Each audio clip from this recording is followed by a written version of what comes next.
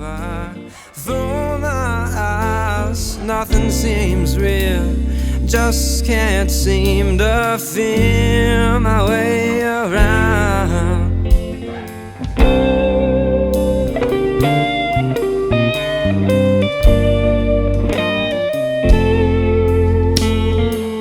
I don't know if it's you or if it's me. I don't know what I see, but I found my home all alone, the way it's supposed to be.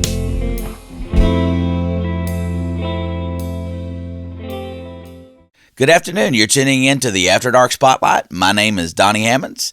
My guest host, David Garrett Arnold, and today we have none other than Landon Twilley. So you may have seen Landon on shredding on some YouTube or TikTok videos, but we're going to talk to him and learn some things about him in his young span of life here. He's been doing a lot of stuff in his few years here. So welcome to the show, Landon Twilley. Good to be here, man.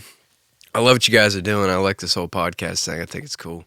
Yeah, we just want to, like I said, shed some light on some, I say local musicians, but now we're having people reach out other than Cartersville from, Marietta, Atlanta, Smyrna. So, but that's still local. It's like if you're not on a record label, you're a local independent musician, you know what I mean? So we wanted to, branch out and stuff like that. But Cartersville and our Northwest Georgia, let me say, has a really big, music community. And like I said, we want to kind of, expand on that and introduce people to people. We don't want to use the word exposure, but it's a word we hate. But that stuff's important, man. Especially nowadays, just meeting people and just networking, seeing what they're all about, rather than just seeing little 2-second clips of them through a screen. They could be anything through a screen, but when you get to them, you just talk, and I think that's important with anything. Well, the other part is too the everybody that comes on here pays a little bit of a price, and that they reveal a little bit of the secrets of there you go. Because what you want to do is you want to help somebody who's coming up behind you, and and sort of pull back the curtain a little bit on how to do this is what we're sort of setting out to do. So we'll talk across the whole landscape of all those kinds of things as we go through. So yeah. So tell them, how old are you now? I'm 21. I just turned 21 a few weeks ago. 21. Wow. So tell us, and to me, like I said, when I first met you, when you first came in to record, you were, maybe 19? You've been working here a couple of years? 19? Probably 18. 18? I think I was 18. And he started playing, and I'm like, wow, he's not playing like an 18-year-old. And then he started singing, I'm like, dude, he's like an old man, like in a good way. He's a blues guy, blues guitar, and I was like, man, that's like an old soul. That's not 18 years. And the songs he was singing, I was like, he ain't been alive long enough to have that much heartbreak to sing the blues like that. You know what I mean? And I was, and it blew my mind because the band he brought in at this time, they were all in high school, 18 and 19, and I'm like, man, I've been recording for 30 years, and I've been playing music for 30 years, and the keyboard player, the bass player said, "Yeah, we're gonna do a E flat 7/9," and I'm like, "What?" Craig trips me out. And man, they were just talking all this theory and stuff, and I'm like, "Okay, these guys are. I've got to put on my my boots because, like I said, these guys are younger than me, and they know this theory and stuff like that." But it made the recording process. I just hit record, and they started playing. I'm like, "Wow, sounds like a record." It's funny you say that because I go back and listen to those. Because when we came in here, man, it was just like blues stuff we were doing, simple 3-chord stuff. Yeah. And I go back and listen to that, and I'm like, man, my tone's terrible, my voice. I'm like, all I see is like the bad things with it. Yeah, it was amazing, But I should think of it like that. Yeah, but like I said, as you hear stuff, you're gonna look back and think, well, my tone was bad or my voice. It's just you look back and just like, oh, I've improved. That's good. If you look back and say, okay, it's been a year ago, I still sound the same. Why haven't I progressed or something like that? But I had a boss who once said, "Do you have 10 years of experience or 1 year of experience repeated 10 times?" I was always like, I want to be really careful. I demonstrate that I've learned something. Yeah. Absolutely. No, I try to be conscious of that as much as I can and notice that. But it's nice to look back and be like, man, I've definitely gotten to a different spot, because now I wouldn't just consider myself a blues player and a blues band. We do I'm big into like jazz and jam band kind of stuff, and like that's kind of our progression. So when I look back and see the stuff we're just doing blues, I'm like, man, we're a whole different band now, you know. Well, cool. Did that magically happen, or is there some discipline that you brought to the process? Yeah, a little bit of both. Really? You know? Okay. It was just I feel like it was my natural progression. It's the way the universe steered me. It was just towards that kind of stuff. Yeah. You know, if you would have asked me 3 years ago, I would have been like, man, Stevie Ray Vaughan. I just want to be like Stevie. Yeah. You know? That's the path. I want to be just a blues guy. But then like I got big into hearing the Allman Brothers, which I'd known the Allman Brothers, but I didn't know the Allman Brothers. You know, I didn't know what they were really about. Right. And the Dead, obviously. Yeah. Stuff like that, and just funky Panic grooves and stuff. Oh, I love man. Jimmy Herring's my favorite player. Oh, Yeah, we I talked about that before. Colonel Bruce and those guys. We were talking about that before, dude. and I told you, I said, man, I got a friend that just love widespread painting. Well, I don't know if you remember that conversation, but I was telling about I said he loves widespread painting. Jan Rico Scott was produced my first album because he was Derek's drummer. Told me about that. Yeah, so That's cool, man. I love Derek Trucks too. but I loved all those guys, and having that experience was awesome. But I really want you to talk a little bit about the discipline that did come to that. I mean, it wasn't magic. You had to be sitting there for hours playing scales and stuff. I think a lot of like the difference. This is kind of the way I see it. Is there's a lot of people that can't do, or that there's a lot of stuff people can do that I can't do as far as like guitar players, but I'm not that interested in doing it, you know, as far as like the crazy tappy stuff, I see that and I can't do it, but I'm like, well, I got my own thing, you know. but when I heard like Jimmy Herring and these guys, I'm like, man, they can do something that I can't do that I really want to do. I really wish I could do that, you know. And so that just sets you on a path of just like, man, I'm gonna figure it out, you know. I'm gonna uncover it. And it comes with like, because before when I was like just into the blues, I was kind of at a spot where I was like, you know, I got more to learn obviously, but I'm kind of at a spot where I'm got to throw in that six chord every now and then. Yeah, exactly. There you go. But I'm at a spot where like I need a new turnaround. I need a new.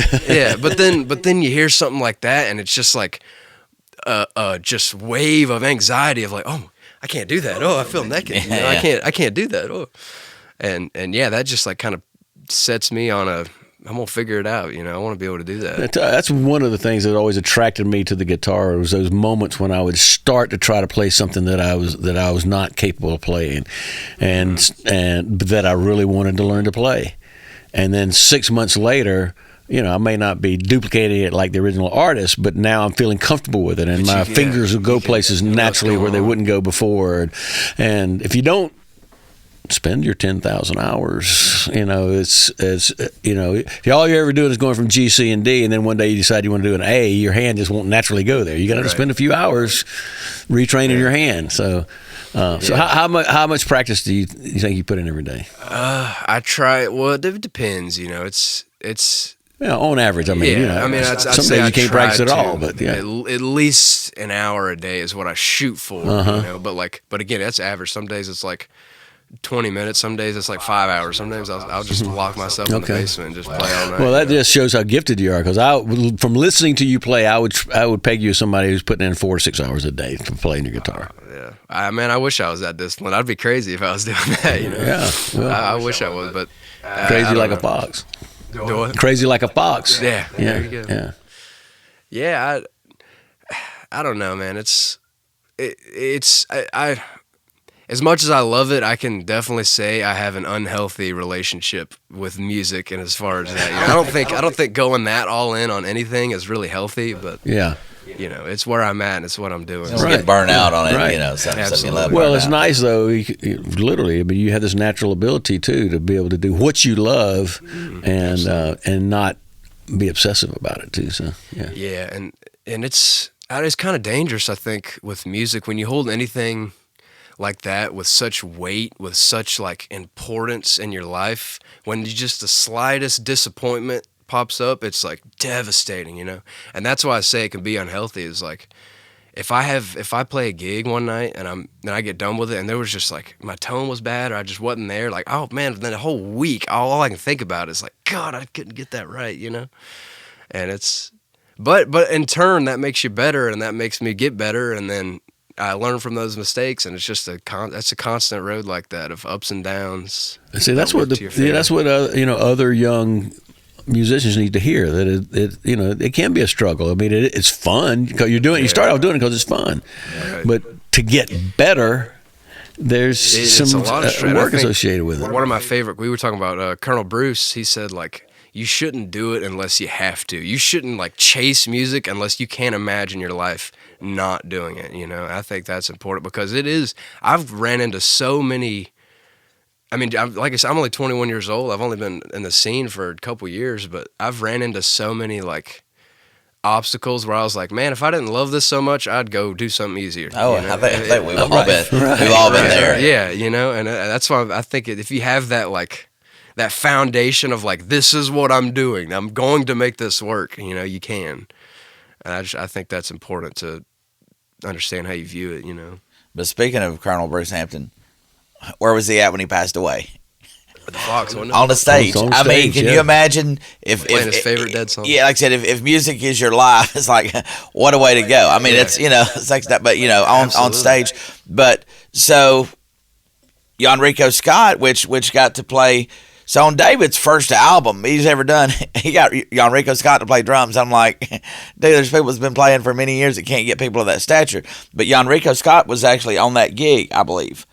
He was. Jan Rico Scott was on that gig and said Colonel passed out, and they was like, is he faking? What's happening? Yeah, and they realized what's happening. Jan Rico was just like, oh my God, it's like, you know, it can't be happening. Yeah, I've heard stories, and I know a couple people who was at the show.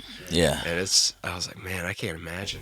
Yeah, it's crazy, but no doubt he went out doing what he loved. So, and think about all the people he influenced. I mean, here you are, 21. Yeah, and he's touching, and he was an influence on you. And I think there's so many. So, and the crazy thing is like, he wasn't that, like, good of, like, a guitar player or something. He was just like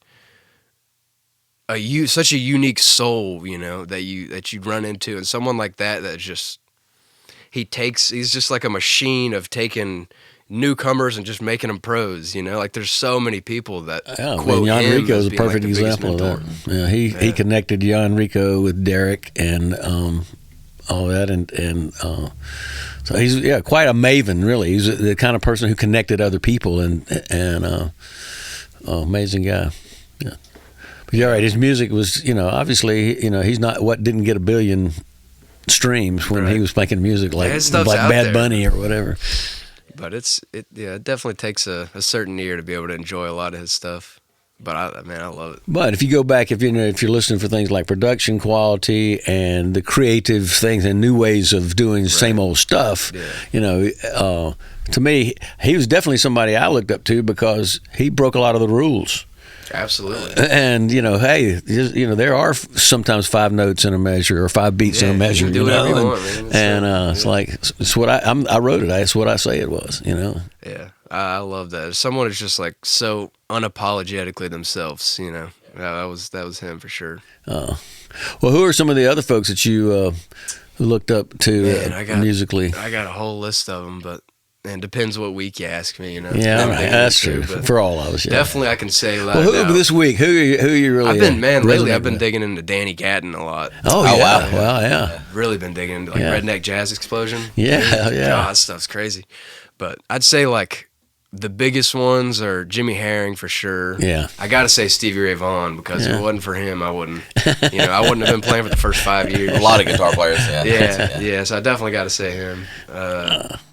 Then maybe, like, Schofield. I'm big into John Schofield and guys like that. Those kind of jazz guys. That's wild hearing you say. I mean, you're 21, and it's like Danny Gatton and all these guys were like people. You know, I'm 50 now, so when I was in my 20s and 30s, these guys were coming up and were the guys, and it's like, man, it just shows kind of to me a level. I don't want to say like maturity or something, but a different level of your guitar playing instead of, oh man, I'm going to watch, you know, Jelly Roll or whatever, you know, it's great stuff, but you're like diving into these like guitar icons and people that's like, you know, been around and you're chasing after that. I think it takes just a love for music, you know, a lot of like when you say Jelly Roll, you know, that, and not to hate on anybody like that by no means, but a lot of what that brings to mind is like people chasing status and liking people because other people like them. And it's like, I want to be associated with these people, so I'm just going to listen to this instead of like actually. I want to listen to this because I genuinely enjoy the artistry and the musicianship that's going on. You know, rather than getting anything else out of it than that. Then like I just enjoy this song. And I think that's what I chase, is just a love for music. And I think every musician, you have to have that. If you want any chance of getting anywhere, you have to have a foundation of I just love music. Forget about the guitar, man. If you strip the guitar away, I just love music. You know? Yeah. Right. And I think that's important. But I've always, since the day that you came in and stuff, when I could listen to you talk and the way you presented yourself, I'm like, this guy is like a mature guy. And like I said, I've said that before, but it's just, the way you talk, the way you present yourself, and when you talk about music. When I was 21, I wasn't talking, I'm listening to Danny Gettin. I'm like, I want Van Halen. And like I said, it was just because everybody listened to, Eddie Van Halen was the greatest. Randy Rhoads was the greatest. It's like, okay, well, I'm going to, like I said, I fell into some of those categories. I'm going to buy a red and white guitar, Eddie Van Halen, because, people see that. And I would play gigs, or play some Van Halen. I'm like, I can't. So they're like, you've got the guitar, but but it's Eddie Van Halen. You know what I mean? But you're in big hat, no cattle. Yeah, exactly. Yeah. And I couldn't move at all. No. So, but you're in like these guys that are, like I said, guitar prodigies, and you can actually pull it off. And I see you play it. I'm like, dude, like, what are you doing there? But it's amazing to like I said, to see your level of ability, musicianship, like I said, and like I said, the maturity of just being, 21, and we see 21-year-old people and older, 40 and 50-year-old people that don't have the, I guess like I said, I keep saying the maturity level and stuff like that, are just doing, random things, and you're like dialed in and says, okay, this is what I want to do. But, that's the difference in people playing for fun and knowing, this is what I want to do. Yeah. I've always just kind of been an old soul, and that's always been the stuff I was into and older. And, like in high school, I was kind of just always keep to myself, real introverted. But then when you graduate, it's like, nobody cares. Right. You can do whatever you want. It frees you up to be the person you want to be. Not be defined by all those people you've known since junior and I look school. back and like think of myself in like 10th grade, like how I was almost embarrassed of the fact that like I was walking through the halls with Stevie Ray Vaughan in my earpods, and I was like, oh God, people are gonna judge me if they find out. Like, who cares, man? It's like, that's what I'm into, That's what I love. I love that kind of stuff. But when they come to see, and this happens to me, like, because I was the same way, like I said, I was just quiet in school, so believe it or not, like I said, because I can talk, talk a ear off, but I was just quiet in school, but I was just classified, there's that metalhead, because I had on my back then I had a mullet, I had a jacket with patches all over and still got that stuff. No way. No, so I was classified, he's a metalhead, man, like whatever. But I used to take my guitar on the bus, like I carried my guitar, and like I had a cool bus driver, and we would all go back to the back of the bus, me and friends of mine, and we would sit there and play and sing, and she's like, yeah, we're cool bass. And then so I would take it to class and stuff like that, and then during lunch, where I went to school at, outside we had these just big concrete steps, and everybody go out there to eat and hang out. So we'd sit there and play guitar. So everybody expected, did you bring your guitar? Yeah, man, I got, and we would sit there and play. So as I got older and started playing venues, people would come and see me. They're like, oh, we remember you playing in high school. And I guess they thought it was a phase that I would grow out of it. Yeah. They're like, well, you're going to grow out of the guitar. And they're like, and I'm like, I'm sitting there playing these shows. I'm like, well, what are you doing now? I got 5 kids and been divorced 3 times. And, it's like, and they see me and they're like, wow, you're still doing that. And I'm like, it's what I've been doing for a living for 25 years. And it's cool that some of them remember that. And like I said, and then some just thought, well, he'll grow out of it and get a job. Right. Like, so I can relate to some of that stuff, and being kind of like introverted in high school, and just, music was my whole thing, and I didn't fit into any, preppy categories. I tried to play football, so I was like, man, football's gonna get the girls. Dude. So I signed up, and I remember we were having practice and stuff, and I didn't know what I'm probably the only guy in the world that's never watched a Super Bowl. I watched the halftime when Prince played, but that's But so we're out there doing the thing and stuff like that, and they're like, well, you got to stay after school, and I'm like, dude, it's 95 degrees out here, and you got all these pads and stuff on, and they're doing the practice and stuff. So they throw the ball and do the stuff. So they throw me the ball and I catch it, and I start running. They're like, dude, this way. You're running the wrong way. They're like, you got to go this way. And I'm like, well, everybody, so easy. They're like, well, everybody's going that way. They're like, they're chasing you. And I'm like, this ain't for me. I was like, I said, girls, that's like, guys are going to get the girls. I said, you know what? I'm going to learn to play guitar. Yeah. So I think that lasted about a week. But I hear that. Well, that's with like, and I couldn't do that either because I just don't have the love for like football or baseball. I couldn't be out there practicing. It kind of goes back to what you're saying, having the love for it. Like when I was a kid, I took piano lessons. Okay. And that was like I was learning how to read music and like do the theory and all that sort of stuff. Yeah. You got to do it like this, and I hated it. I to be honest, I was a kid, and I was like, it felt like homework. I'd go home and like have to figure out how to read the music, and I was playing like Beethoven and stuff, and it felt like a chore to practice. But I kind of fell out of that, and I got into guitar, and that was a whole new thing. It was like I was playing these rock songs. I was playing what I love to hear, so I had a desire to actually pick it up and practice. Yeah. Whereas, and now I've refound a love for piano now. Yeah. Because going at my own pace and doing what I'm into. You don't have to do it. Well, too, you can take the chord concept from guitars and put it and apply it to the piano a little easier. Now you understand the intervals a little more. Yeah, it's very like visual with piano. Yeah, right. I got a keyboard in my room, and sometimes I'll just see how many notes I can get in a chord. So when you write, I'm assuming you got some original stuff coming out now. Yeah, I got a lot of stuff up here, It's just getting it out.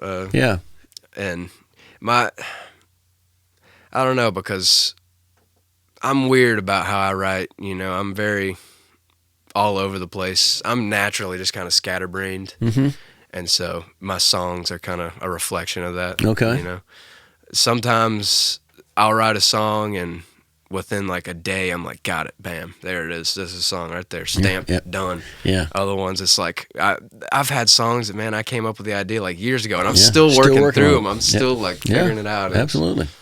It's I like that journey of it, and I don't know. I think we all kind of have expectations of how a song's supposed to be, but when you get it with the band and when you get it and you actually play it in a real context, it's like it takes on a completely different shape. Oh yeah, that's when it gets to be to me that first of all it's all art. It's what you say it is. You define your own art.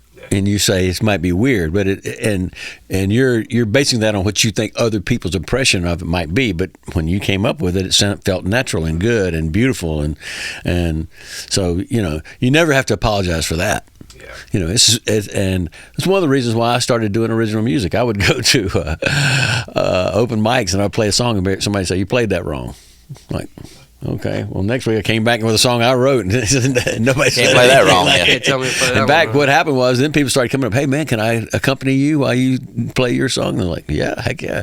But nobody ever told me I played my songs wrong, right? Because they were mine, and it's my art. Now I did have to go back when we started recording them and relearn. Hey, like, wait a minute, you can't really have 5 beats per measure, unless you do it every single measure. We introduced him to a click track. It's like, what? Right. Well, that's what that thing is.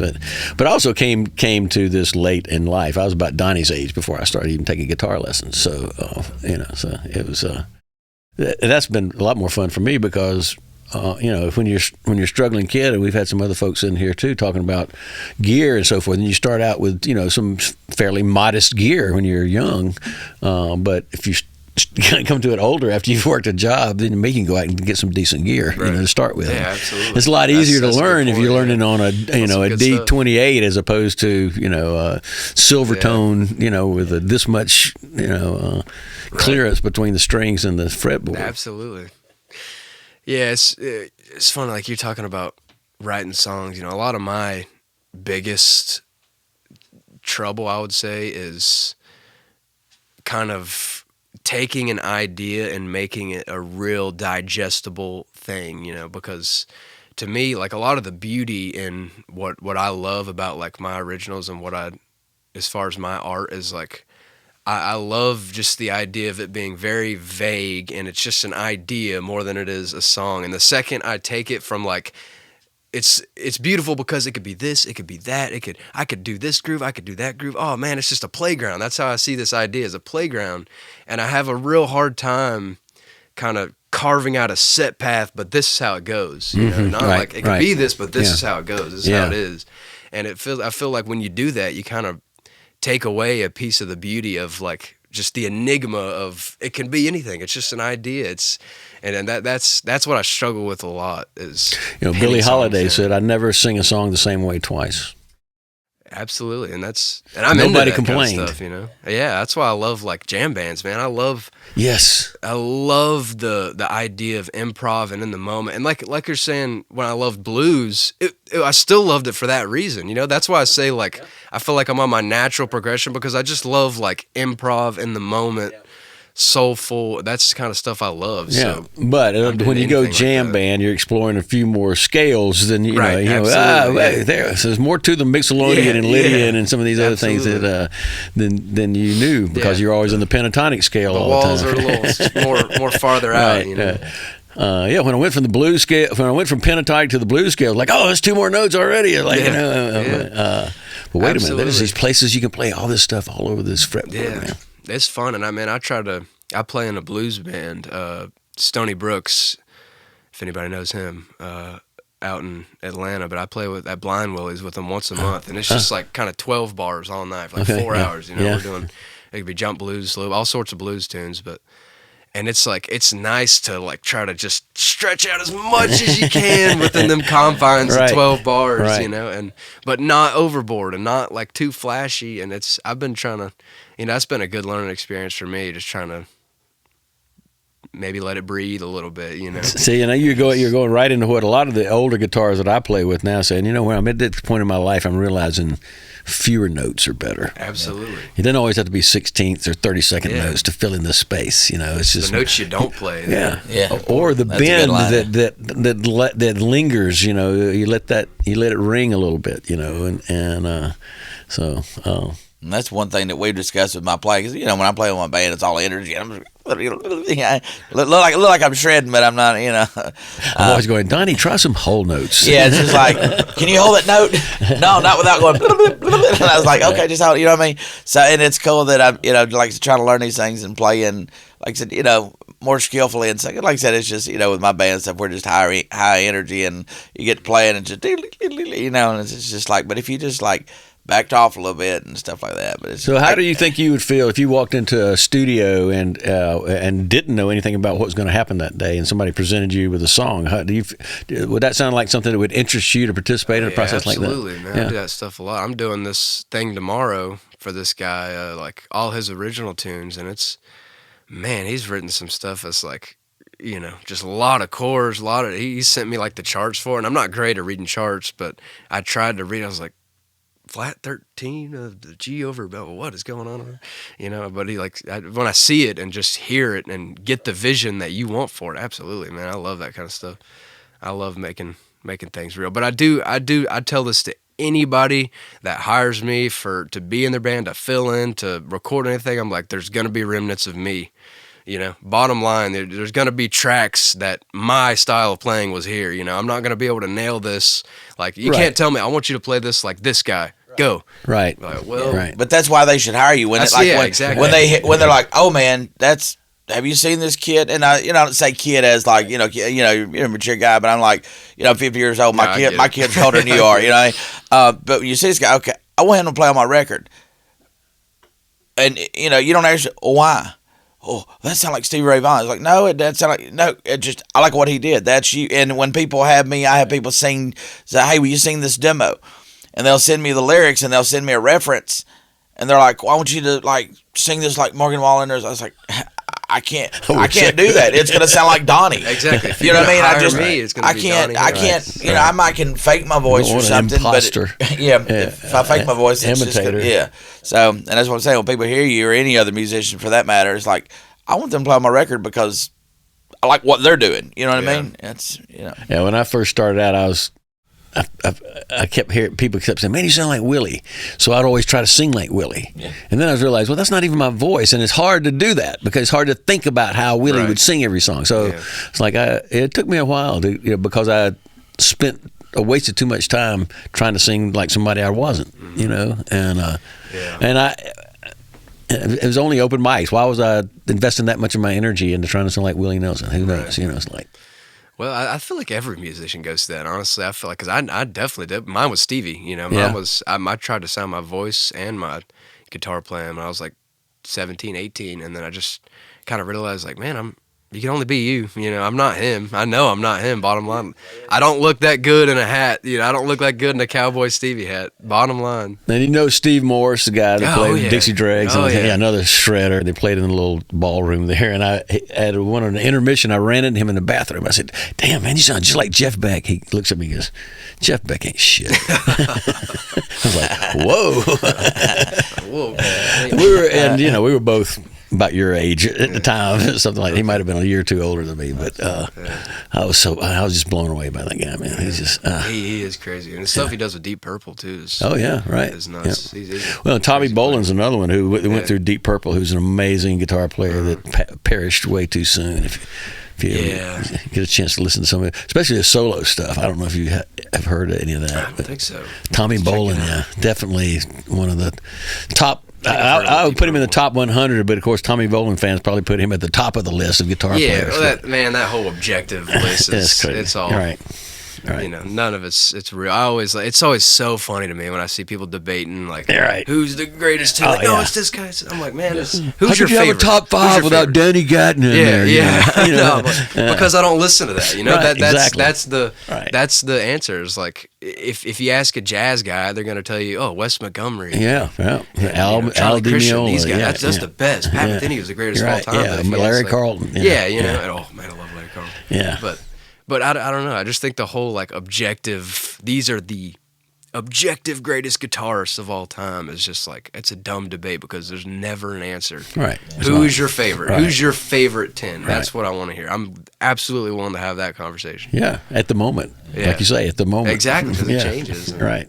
And no one, because it's hard to like, at some point, you know, Derek Trucks and Randy Rhoads, they're playing 2 different instruments. You know what I mean? Like, it's 2 different things. How do you even say like who's better than who? It's just, exactly. It's their own thing. No, you're exactly right. It's funny we're talking about this because I was looking on Facebook last night. It's a different genre band, but Stryper, the Christian rock band stuff. Michael Sweet had been going through, I think, like some thyroid cancer and some problems, and he's like, man, this may affect my singing. And he's always been their singer and guitar player, and he's like, I may have to step back and bring a singer in. So he was posting on Facebook, hey, who do y'all think would like take my place?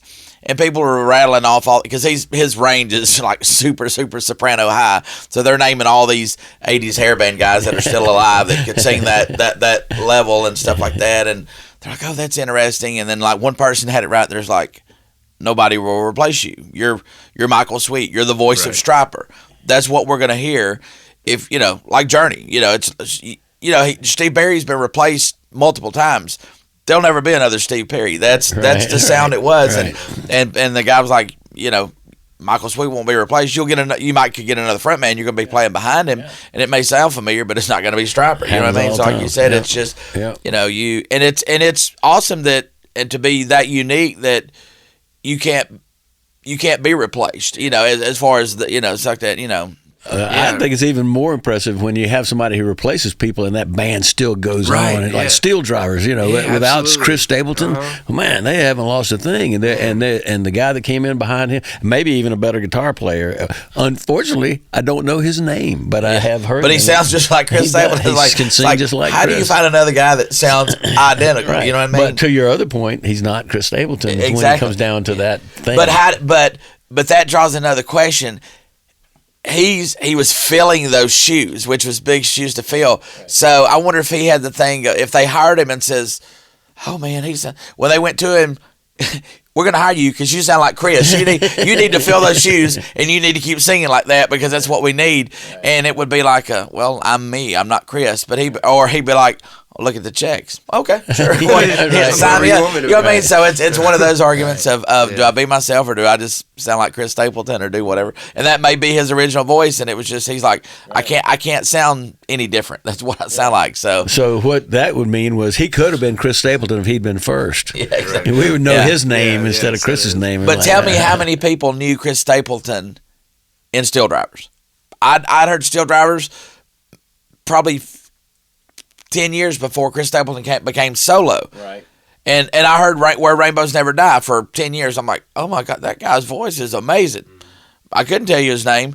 Then he come out of the woodworks. Chris Stapleton is, this, he's wrote songs for, Luke Bryan, this and this. And it's like, he's been in the scene for 20 years and nobody knew. And then he came out with his Tennessee Whiskey, which was basically he made himself known with a cover song. You know what I mean?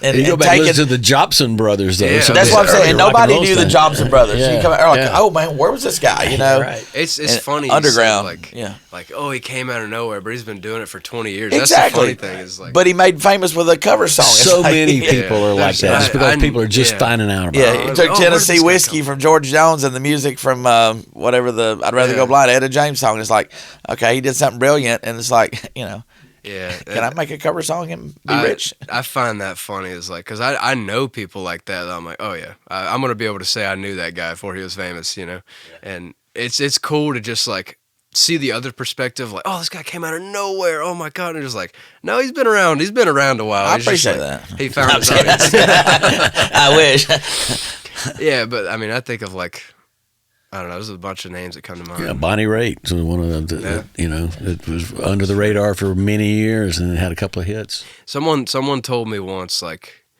there's no matter what you're doing, there's a million people who want to hear it. You just got to find them. And I think that's Donnie's telling me this all the time when I got stuff I don't want to release. He says, he's got songs. He's got songs that he records and releases. He's like, well, I don't, and some of them are just kind of more intimate and more personal stuff. Like he's got one about his dad that's just been sitting in the folder for 2 years, 3 years, probably 4 or 5, 4 or 5, yeah. And he don't want to release it. And it's like, well, it's personal.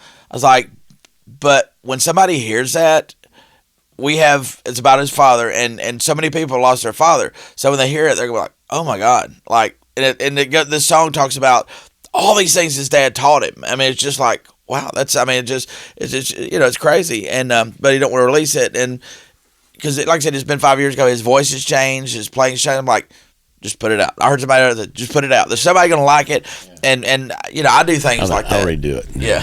He wants to redo it. I'm like, I do the one you got. I'm the exact same way. I go back and I look at stuff and I'm just like, it could be better. I'm not a perfectionist when it comes to anything but my own music. That's the only thing where I'm such a like. I mean, how many times I've been here for an hour just trying to get a solo right. Yeah. Just because it might have been good, but I know it can be better. I know he plays stuff, and I'm like, what was wrong with that? It's like I'm like, when he does it, it's great and stuff. But I'm like, well, it was, but it's just. But I find, and I've heard somebody say, if you're not moving forward, you're stepping backwards. If you just keep, harping on the same thing, it's like, oh man, I want to go back and redo it, No, and it's different. Like he's redoing some things and changing the vibe and redoing some things to a different level and changing the production. But like if somebody just keeps, like redoing it, so I'm gonna go back and redo that because this is just like, and I've found myself wanting to do that. It's like, you know what? I'm gonna release it. I'm gonna put it out. I'm moving on. You know what I mean? And stuff like that. Absolutely. So, but well, there are some things too. If you write something that needs to be timely, like if you can imagine Neil Young when he wrote Ohio, he wrote that in the wake of what happened at Kent State. Well, it wouldn't have meant anything if he'd have done it, right. 2 years later or whatever, Yeah, absolutely. Some things are just like meant for when they came out. And he probably listens to that song and goes, oh man, I could have done that a lot better, but he did it in 48 hours and recorded it and put it out and it became an anthem, So. Yeah, I think it's all about finding that balance of like putting everything you have into it to get it as good as it can be, but being realistic of like, it is what it is. It's not going to be. It's never going to be perfect. It's never going to be as good as it could be. That's kind of, and there's certain songs where I feel like I capture that and I'm like, yes, that's everything I want it to be. And then there's other ones that, again, I've just been working on for years because I know there's something else in there. Yeah. Well, a lot of people redo their music over their course of their careers when, from early songs that they did and come back and revisit them and so forth when they're both better themselves and the production values have improved, technology's improved, and you want to capture that in another way. So. And that's like I was saying earlier, when I look back at like those blues stuff you were saying when I came in and you did that, the reason I kind of view that with such disdain is because I feel like I've learned so much. And I was like, man, if I could just play over that song now, it'd sound completely different. Right. It'd be a whole different song. Yeah. It just shows you progressed and been around different players. Like you were talking earlier, off the camera about playing in Atlanta and just playing with these different musicians. One of my mentors said, play with people that's better than you. Always. It's going to force you to, because if you're playing with people, it's not just hard like, for me because everybody's better than me. but like I said, you play with people that's better than you. It's like, okay, I've got to up my game to do that. You have to surround yourself with people who are way better than you. That's right. so important. That's how you grow. And I think, I heard something that like really was brilliant to me. It was like this whole samurai teaching that these people in like samurai is like, I don't know what era, but it was like, you want a student, someone who's worse than you that you can teach. You want someone at your level you can duel with, and you want someone better than you who can teach you stuff. That's how you master a craft. And I'm like, man, that's brilliant. That's right on. That's right. So, looking at your prospective student, what are you going to tell them day one on that's going to be that thing that's going to unlock that instrument for them going forward? Well, I think honestly, this depends. It's hard to say like a blanket statement that applies for everybody, but I'd say find something that gives you a tidbit of like, oh yeah, that's a song. Don't be worried with like, I tell that with everybody who's like starting out guitar or something or piano or anything. Find whatever path you have to take to be like, this is fun, and because it'll quickly not be fun when you're in that trying to get better. You need to, before you start learning, the techniques and the scales on guitar, learn Back in Black. Learn some songs. Learn to entertain yourself. Yeah, learn to entertain yourself. Absolutely. So with that in mind, and this is kind of where Donnie and I have been, is because we can't control what happens to your music. You put it out in the ether, and people either like it or they don't. And if you put too much of your heart into it, and you care whether people like it or not, then you have some of those disappointments, like you were talking about earlier. So are you satisfied with your art enough so that if nobody ever heard it, would you be okay with that? Man, that's a tough one. That's tough because like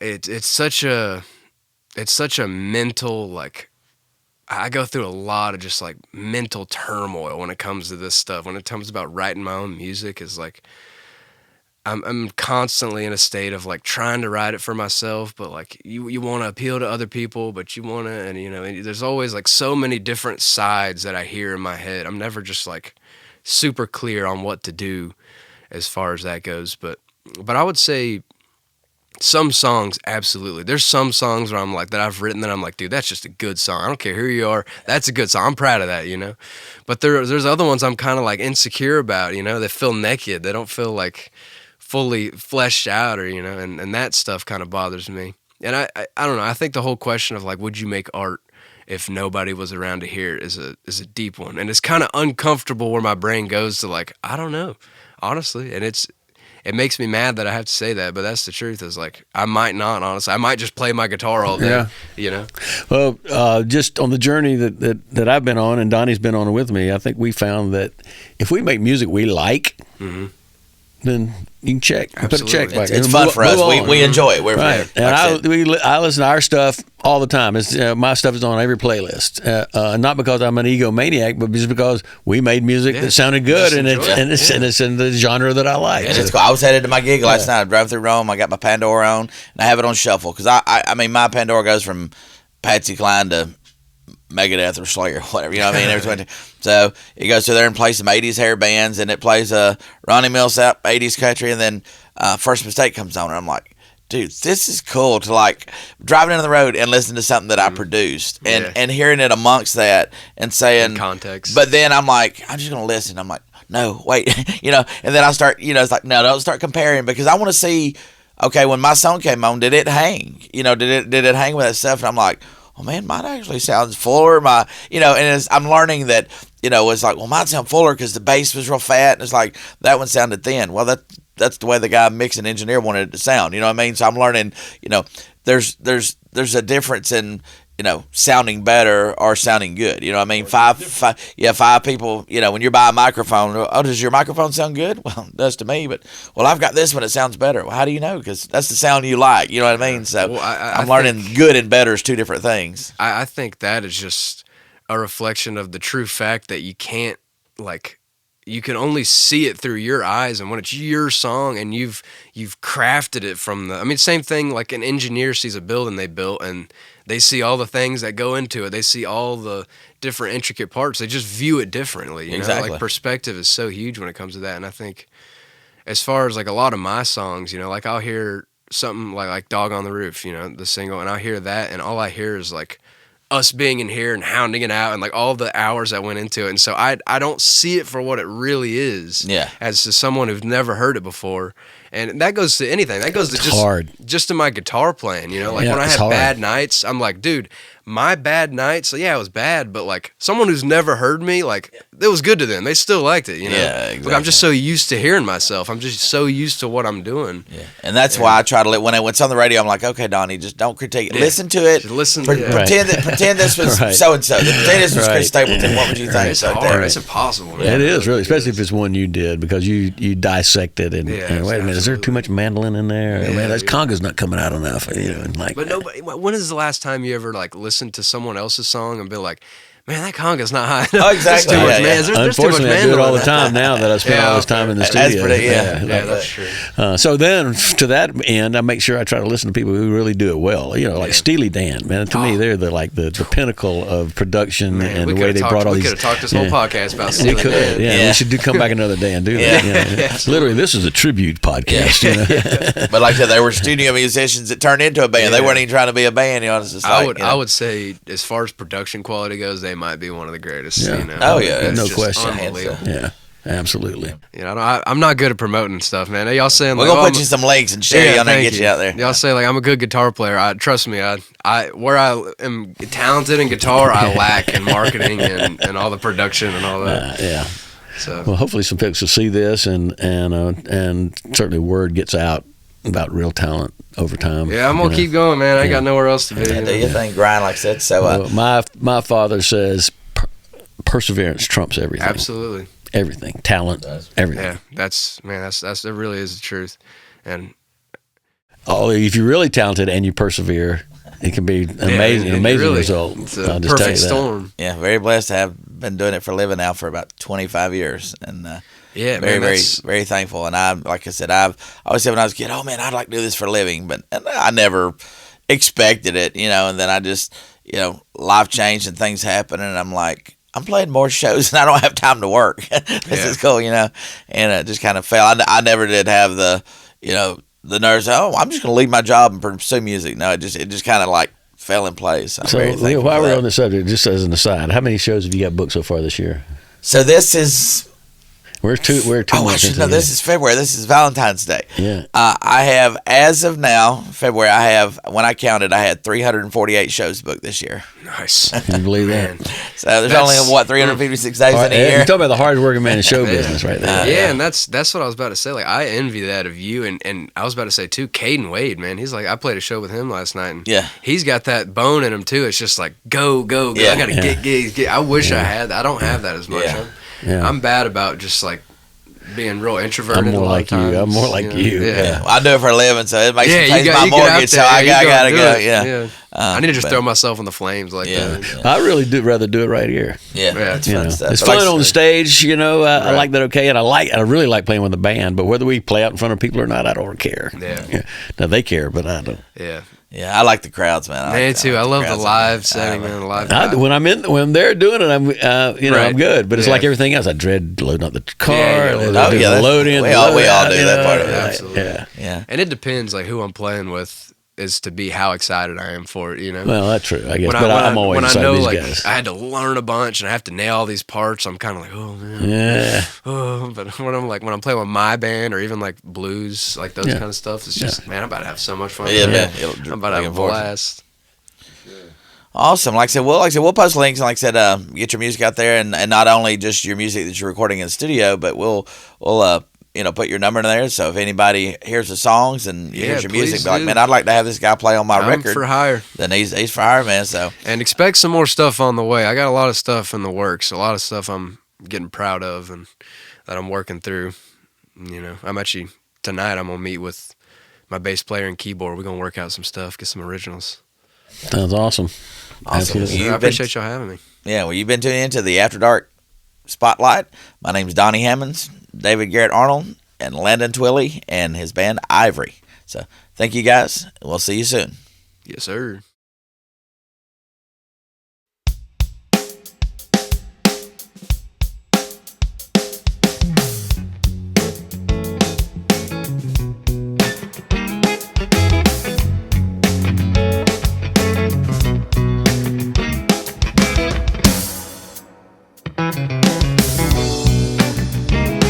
She's waiting, all dressed up and sitting by her bed. Caught up in sweet, sweet things he said, and what he promised her he'd do. He stays at home, makes a fool of girls that don't wanna be alone. He just don't know how to hold on. She said, sneak on up my window and climb on up my roof, 'cause there's no telling what we might